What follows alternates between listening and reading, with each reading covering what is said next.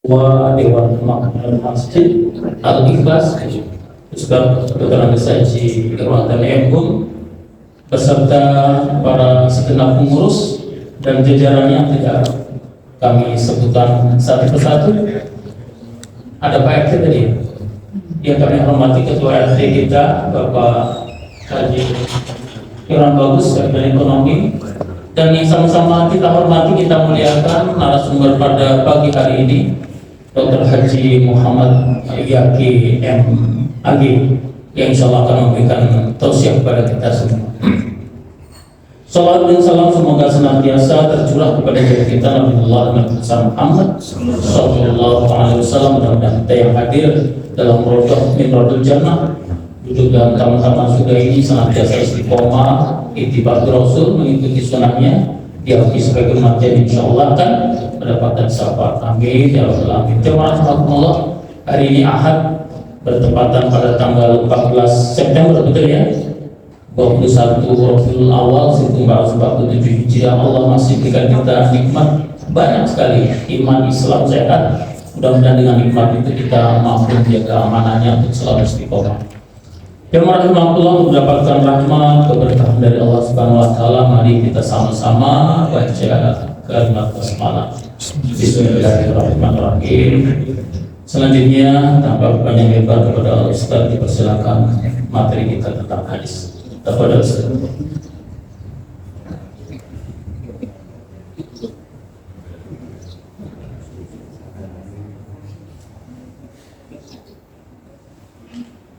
Assalamualaikum warahmatullahi wabarakatuh. Waalaikumsalam.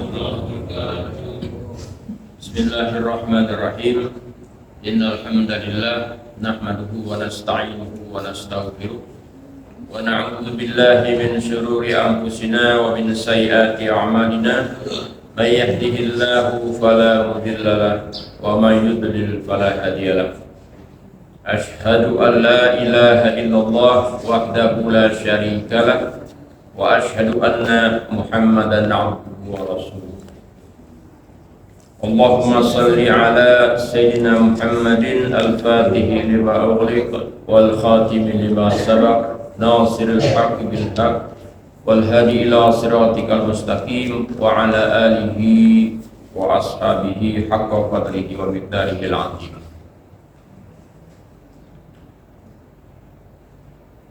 Amma ba'du, yang saya hormati dan saya muliakan ma'asyiral hadirin wal hadirat, bapak-bapak, ibu-ibu, saudara-saudara, wabil khusus para asatiz, wabil khusus lebih khusus lagi kepada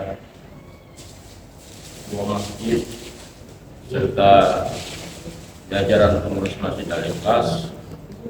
Mudah-mudahan Allah Subhanahu wa taala merahmati dan memberkati kita pada hari ini. Amin ya rabbal alamin. Ma'asyiral hadirin wal hadirat, bapak-bapak, ibu-ibu, saudara-saudara. Alhamdulillah, puji dan syukur kita haturkan kehadiran Allah Subhanahu wa taala atas segala nikmat dan karunia-Nya. Kita berikan kesehatan sehingga dapat menunaikan sholat subuh secara berjamaah. Mudah-mudahan dengan kita awali hari-hari kita ini dengan amalan yang mulia, sholat subuh secara berjamaah, baca zikir dan doa, kemudian juga kita lanjutkan dengan kaji beberapa hadis dalam rangka meningkatkan ilmu kita dan juga meningkatkan keimanan kita.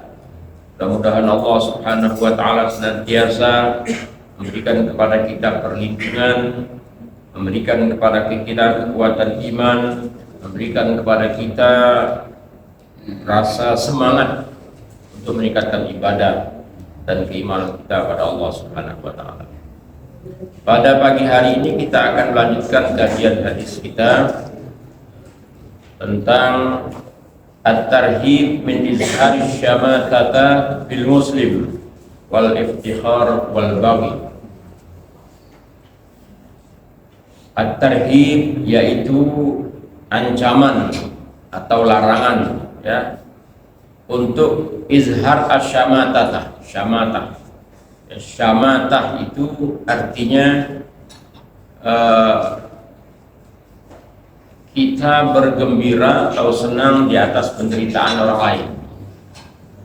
Orang lain dapat musibah, kita senang. Ini tidak boleh ya. Kecuali kalau ada orang yang buruk, jahat, suka mengganggu, kena musibah.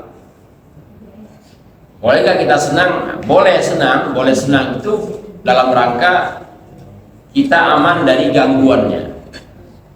Ya.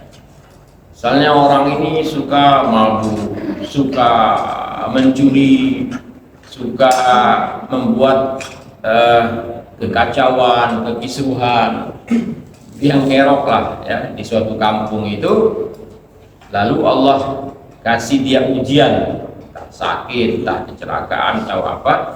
Pada prinsipnya tidak boleh kita senang. Tetapi kalau untuk orang yang buruk atau jahat seperti ini, boleh senang, tapi niat senang itu aman dari gangguannya.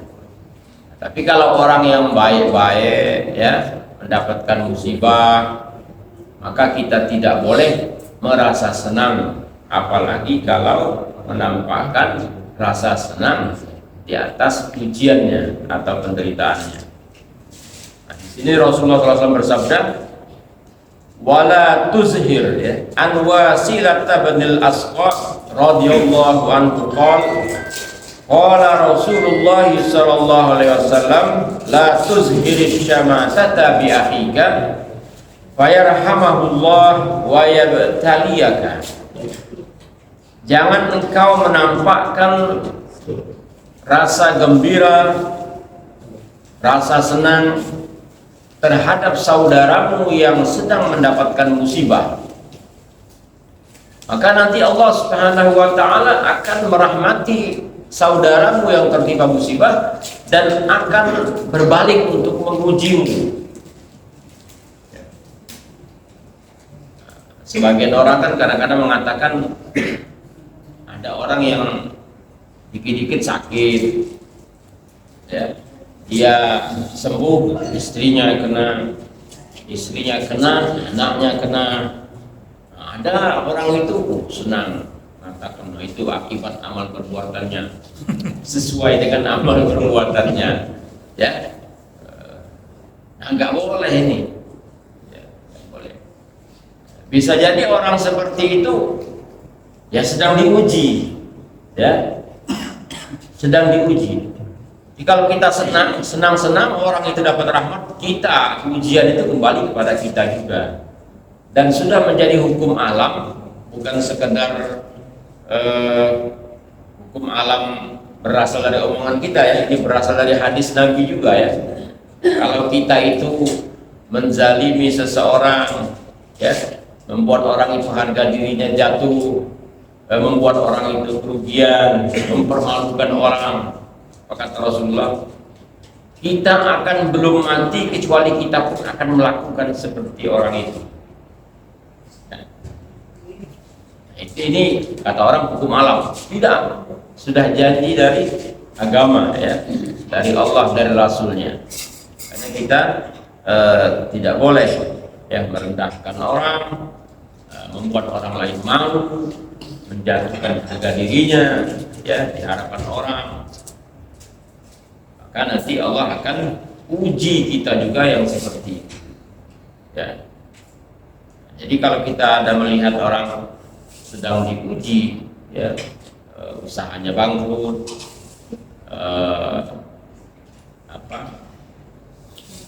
pangkatnya turun, hartanya kecurian, keluarganya banyak yang sakit, apa Mas? Oh sahron. Ya nah itu jangan kita senang ya. Cukuplah sudah rakyat yang di luar aja yang menderita aja kan. Cukuplah mereka kalau mau sakit hati, kita ya ala kadarnya aja. Ya ala kadarnya aja. Sambil kita bersyukur ya.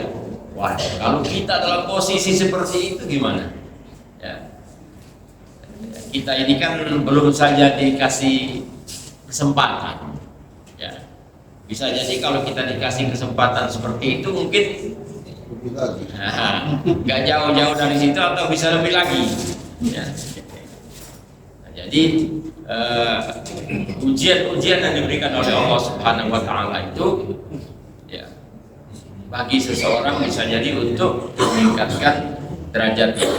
Apalagi sekarang ini Pak, ya, kita perlu hati-hati betul ini. Sesuatu bisa meledak, ya. Hadis yang kedua, wa an Iyad bin Himar radhiyallahu anhu qala Rasulullah sallallahu alaihi wasallam, inna Allah ta'ala auha ilayya an tawadhu hatta la yabghi ahadun ala ahad wa la yafkharu ahadun ala ahad. Dari Iyad bin Himar, semoga Allah meridhoinya, dia berkata, Rasulullah sallallahu alaihi wasallam bersabda, sesungguhnya Allah Subhanahu wa taala mewahyukan kepadaku, ya, agar kalian tawadhu itu rendah diri, ya, jangan sombong. Hatta la yabghi ahadun ala ahad, sehingga seseorang di antara kalian jangan menindas, ya, jangan merasa tinggi, ya, jangan mengancam terhadap orang lain. Wala yabkhar ahadun ala ahad, dan jangan membanggakan diri seseorang di atas yang lain. Nah, ini kita ambil intisari dari hadis ini. Pertama adalah kita diperintahkan untuk tawadhu. Tawadhu ini lawan dari sombong, ya. Jadi kalau sombong yang kita ketahui itu adalah batarul haq wa ghamtun nas, tidak mau menerima kebenaran dan menyepelekan manusia, merendahkan orang lain, ya. Kalau bergaul, itu bukan level kita, ya, bukan kelas kita, itu sombong namanya. Dia maunya bergaul dengan orang-orang tertentu. Kalau di bawah dia atau orang itu orang rendahan, ngomong aja nggak mau sama dia, apalagi mendekati. Kemudian juga kalau dikasih tahu kebenaran, menolak. Yang benar itu ini, dalilnya ini, nyatanya ini. Padahal dia tahu dia itu salah, tapi dia tidak mau ngikutin. Nah, inilah yang namanya sombong, ya.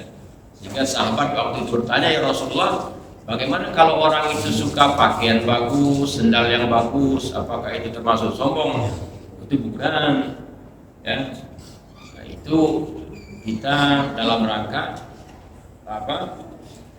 memperindah diri kita, boleh saja, ya. Innallaha jamil yuhibbul jamal, kata Rasulullah. Allah itu indah dan menyukai keindahan, ya. Punya rumah bagus, boleh nggak? Boleh, ya.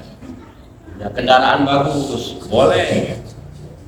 Punya baju bagus, pakai baju bagus. Jadi baju yang bagus itu jangan lama-lama kesimpan di lemari, ya, 10 tahun sekali baru dipakai misalnya, ya. Punya barang yang bagus, apalagi kalau itu dikasih orang, segera gunakan, segera pakai, ya. Itu akan menyenangkan orang yang membeli kita. Atau punya pakaian bagus, hasil jerih payah kita, pakai. Ya, karena dalam hadis qudsi, ya, kalau tidak salah, Allah itu senang kalau nikmat-nikmatnya itu ditampakkan, ya, ditampakkan. Dalam rangka apa? Dalam rangka kita bersyukur kepada Allah Subhanahu wa taala. Dan ada di sini riwayat cerita yang terkait dengan tawadhu. Wa qala ba'duhum ra'aitu fil matafi insanan baina yadayhi khadamun yamna'una an-nasa li ajlihi 'ani tawaf. Summa ra'aituhu ba'da dhalika 'ala jisri Baghdad yas'alun nas. Fa'ajibtu minhu faqala li inni takabbartu fi mawdi' bi tawadhu'in nasi fihi fabtalani Allah bidhulli fi mawdi'i tartafi'u fihi an-nas. Ini diceritakan, ya, seorang ulama menceritakan, dulu aku melihat ketika tawaf itu ada seseorang yang kalau tawaf dia dikawal, ya. Sehingga kalau ada orang yang mau masuk ke barisan dia, pengawal-pengawalnya itu, nanti sana, ya. Dan dia betul-betul meremehkan orang-orang lain, seakan-akan dialah orang yang paling hebat, ya. Tapi kata ulama ini yang menceritakan ini, setelah beberapa lama aku lihat dia ini kerjaannya hanya duduk-duduk di Jisri Baghdad, ada jembatan di sisi kota Baghdad, dan minta-minta sama orang. Jadi Allah balikkan, ya, Allah balikkan keadaannya dari orang yang mungkin kaya, tapi karena dia sombong, maka Allah balikkan dia menjadi orang yang minta-minta. Nah, ini kan sudah banyak ini contohnya orang-orang seperti ini, ya, orang yang merasa hebat, merasa paling hebat, ternyata di ujungnya baru ketahuan, ya, Allah Subhanahu Wa Taala akan mencabut, ya, hak miliknya sehingga dia menjadi dipermalukan. Dan ini sudah banyak sekarang ini contoh, ya. Pak Nas menyebutkan ada artis yang seperti itu, bahkan yang lebih kejam lagi di Nepal sekarang ini, ya. Masya Allah, orang-orang awalnya terhormat semua, ya, sampai dibegitukan. Untung kita belum parah-parah sampai ke situ, ya. Nah, bukan tidak mungkin Nepal itu terinspirasi dari Indonesia. Bisa jadi nanti orang Indonesia terinspirasi lebih kejam lagi dari Nepal itu. Ya. Nah, ini semua, ya, mungkin semuanya sudah Allah Subhanahu Wa Taala yang menggerakkannya. Wala yafkhar ahadun ala ahad. Nah, tidak boleh seseorang membanggakan dirinya atas yang lain, ya, membanggakan atas status sosialnya, membanggakan atas status nasabnya, membanggakan atas status pangkatnya, ya, hartanya dan lain sebagainya. Maka kata Rasulullah, ana sayyidu waladi Adam wala fakhr. Aku ini dijadikan Allah penghulu, pemimpin daripada anak Adam, tapi aku tidak ada sedikit pun kebanggaan bahwa aku seorang yang menjadi penghulu manusia, anak Adam. Baik, kita lanjutkan ke bab berikutnya, at-targhib fi sulh bainal muslimin wa tarhib min at-taqatu wa tadabur wal hasab wa tajassus wal ghibah wan namimah. Ini ancaman, bukan, motivasi atau anjuran fi sulh bainan nas. Anjuran untuk mendamaikan orang-orang yang bersengketa. Wa tarhib min at-taqatu, ancaman dari memutuskan silaturahim. Wa tadabur. Tadabur ini bukan tadabbur, ya. Kalau tadabbur itu tadabbur Al-Qur'an, ya. Tadabbur. Ini tadabur. Tadabur itu dia artinya saling membelakangi. Ya. Nah, gambarannya kalau ada orang lagi tidak berteguran itu dia saling membelakangi, Pak. Jarang kan orang tidak berteguran mau berpapasan, ya. Pasti dia akan noleh sana, noleh ke sini, supaya apa? Tidak ketemu, tidak berpapasan wajahnya. Nah, itu namanya tadabur. Ya. Wal hasad ini dengki. Wa tajassus memata-matai. Ya.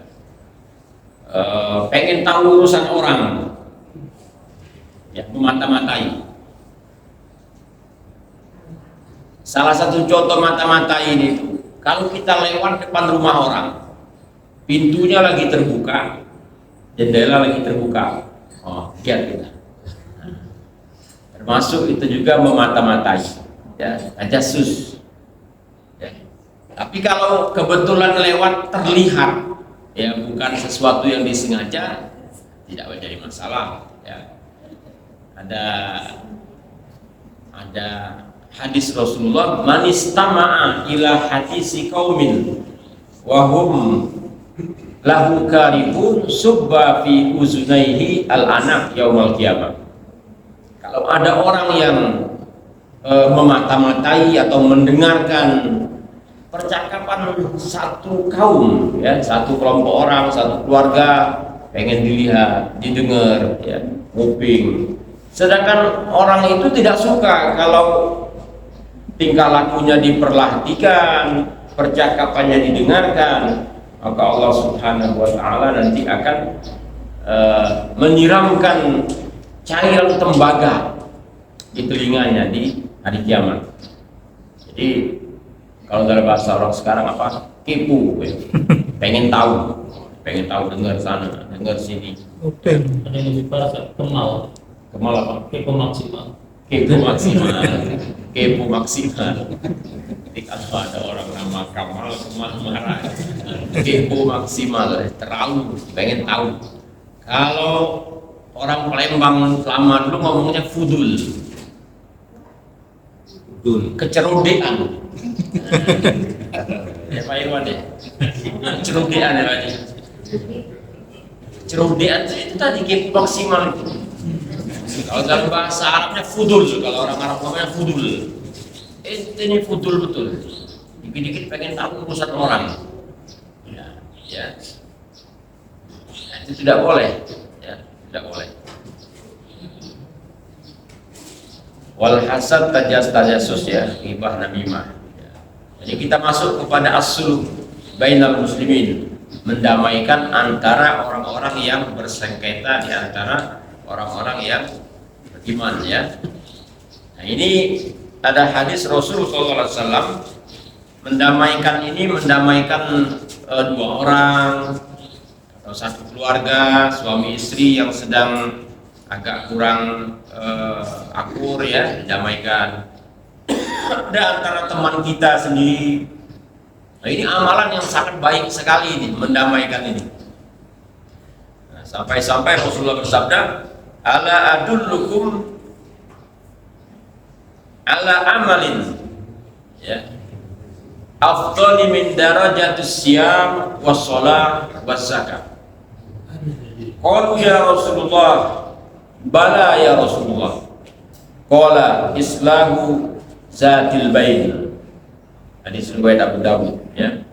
Kata Rasulullah, apakah kalian ingin aku beritahu suatu amalan yang kalau kalian lakukan ini lebih utama daripada puasa sunnah, sholat sunnah, sedekah sunnah? Apa itu ya Rasulullah? Kata Rasulullah, islahu zatil bain, mendamaikan dua pihak atau dua kelompok yang sedang bertikai. Ya, ada teman kita yang tidak saling tegur, ternyata kita tahu mereka punya masalah, masuk kita ke dalamnya, ya, tapi dengan niat untuk mendamaikan, bukan malah memprovokasi, ya, bukan malah mengadu domba, niat mendamaikan. Kalau kita berhasil, maka ini lebih utama daripada sholat sunnah, ibadah sunnah, bukan yang wajib, ya, karena ini termasuk perkara sosial yang sangat penting sekali, perkara sosial yang sangat penting sekali. Dengan adanya mediasi kita, orang yang ribut, ya, jadi berkawan kembali, ya. Nah, di situ kita boleh berbohong, malah kata Rasulullah, ya. Kan berbohong itu tidak boleh, dibolehkan pada 3 tempat, dalam peperangan, kemudian juga istri yang berbohong sama suami supaya dia senang, ya, bukan gara-gara dia punya simpenan dia bohong terus, bukan, ya. Kan kalau orang banyak simpenan, banyak bohongnya, ya. Kecuali kalau dia poligami, itu dia izin istri, ya. Bukan yang itu yang dimaksud. Yang dimaksud bohong sama istri itu basa-basi lah, ya. Basa-basi. Bagaimana aku akan menyenangkan hati? Cari-carilah sesuatu pada istri, ya. Kemudian membohongi orang dengan niat supaya terjadi perdamaian. Misal ada dua orang yang sedang bersengketa, kita pengen mendamaikan. Enak kalau ada salah satu pihak ini ngomong tolong